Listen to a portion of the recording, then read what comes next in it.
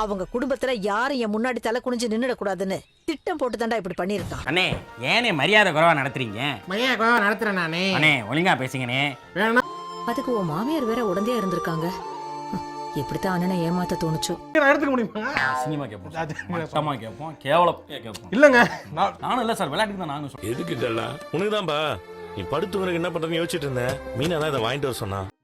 நம்ம ஊர் இளைஞர்கள் அவர் முகரம் எல்லாம் பாருங்கப்பா, பேச பாரு, புரியுது பண்ற மாதிரி இருக்காங்க. கஷ்டமா இருந்துச்சு. என்னமா பண்றது? கூட இருக்கிறவங்களே ஏமாத்தும் போது நமக்கு தெரியல. இப்பயாவது நமக்கு வந்து யாருக்கு இப்பவும் அதே பேரை சொல்லி ஏமாத்தும் போது நமக்கு தான் இருக்கு. பேரோட வந்திருக்க? நீங்க மாமா எல்லாம் வந்திருக்கீங்களே, அதான் ஸ்பெஷலா சமைச்சு எடுத்துட்டு வந்திருக்கேன். அப்பல எப்படிடா இவ்வளவு பேருக்கு வாரி வள்ளல வழங்குறியாடா? அப்படிதான்டா என் நட்பு. மாமா, இது சம்மர் டைம்.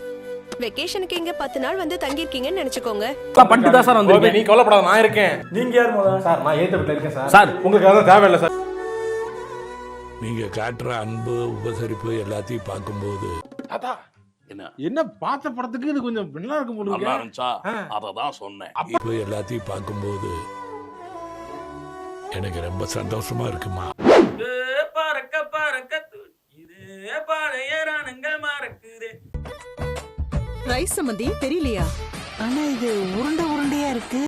முருகா ஆமே, உங்களை பார்க்கவே பாவமா இருக்கு. ஆமா, குரங்கே எந்த அளவுக்கு பொறாண்டிடுச்சு. இது இது நல்லா இருக்கும் சம்பந்தி.